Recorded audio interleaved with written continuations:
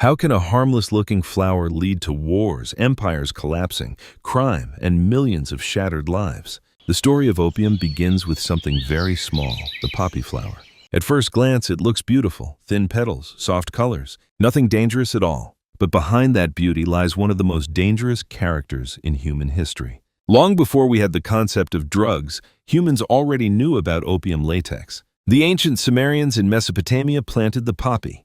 They gave it very innocent names. One of them was the plant of joy. They used it to ease pain, to sleep well, to escape reality for a few hours. To them, it was a gift from the gods, not something frightening like we think of today. Then came ancient Egypt. Opium appeared in medical writings. The Egyptians mixed poppy latex into medicine to reduce pain. For women giving birth, for patients in early surgical procedures. Then came the Greeks and the Romans. Their physicians also used opium latex to treat coughs, insomnia, and battlefield pain. Just a small dose and the pain faded. Patients could drift into sleep. But did they know that this medicine would become a global problem thousands of years later? For centuries, opium was considered a precious remedy. It followed merchant caravans along the Silk Road, across deserts, across distant lands. It appeared in the Middle East, in Arabia, and then in India. The line between medicine and addictive substance started to blur. When opium reached India and then East Asia, it was first used for medical purposes. But humans have a very familiar instinct.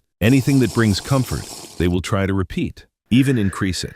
What happens when humans start using something purely for pleasure? Around the 16th, 17th centuries, opium entered China. At first, it was only a medicinal ingredient in traditional medicine. But people then mixed it with tobacco, smoked it in pipes. The floating sensation came fast and strong. From imperial officials to wealthy merchants, then to ordinary people, opium seeped into daily life. Opium dens appeared everywhere. Opium smoke didn't just cloud the ceiling, it slowly clouded the future of an entire nation.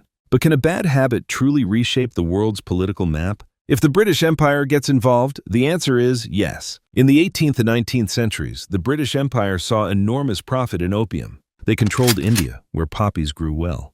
They wanted to import tea, silk, and porcelain from China, but they didn't want to spend too much silver. So what did they do?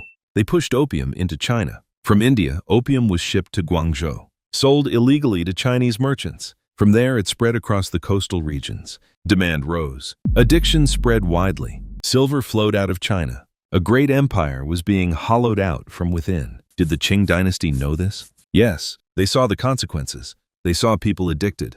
They saw the army weaken. They saw the economy bleeding. They had to act, and they banned it, seized opium, destroyed tons of opium in public, all to stop the country from collapsing from the inside.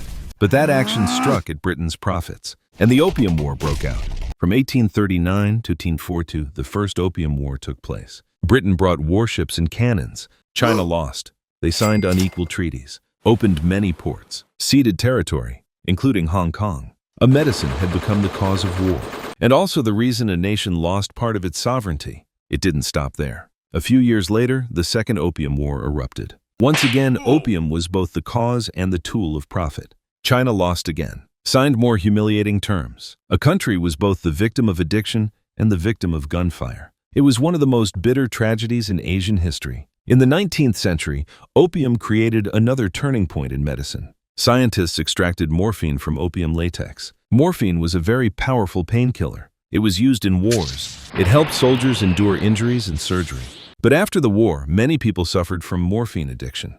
They became dependent on it. A medicine that had saved lives became a chain. At the end of the 19th century, pharmaceutical companies created heroin. At first, heroin was advertised as a cough medicine and as a way to help people quit morphine. But in reality, heroin was even more addictive. One tragedy followed another. In many Asian colonies, opium became a source of revenue for colonial governments. In Indochina and India, the state monopolized opium sales. They opened legal opium dens. People became addicted. The state collected taxes, a cruel truth but a real one.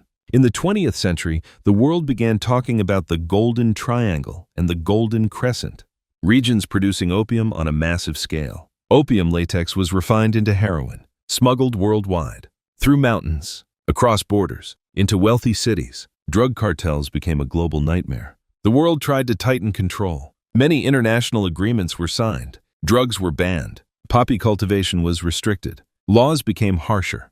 But one paradox remained. Modern medicine still needed opioid painkillers. and they were relatives of opium. By the late 20th and early 21st centuries, a new chapter appeared: the opioid crisis in America. This time, the culprit was not just heroin. It was prescription painkillers, pills with a legal appearance, prescribed by doctors, advertised as safe, but they caused addiction. Many people started due to back pain and ended up severely addicted. When they could no longer buy legal medicine, they turned to heroin, or fentanyl, far stronger. Just a tiny dose could be fatal. How could a modern, advanced society fall into this spiral? Perhaps because humans always look for ways to escape pain, whether physical or emotional. Opium is just one of many temporary doors. Today, when people talk about opium, they are not just talking about the poppy, not just about chemistry, not just about smuggling.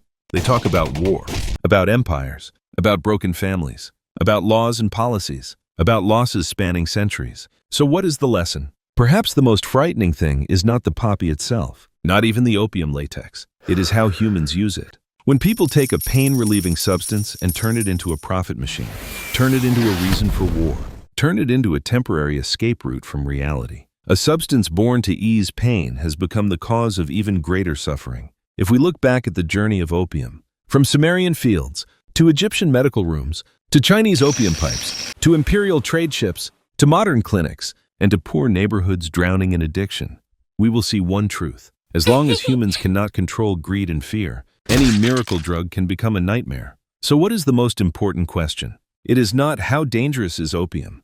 It is, do we have the clarity to avoid repeating the tragic cycles that history has warned us about again and again?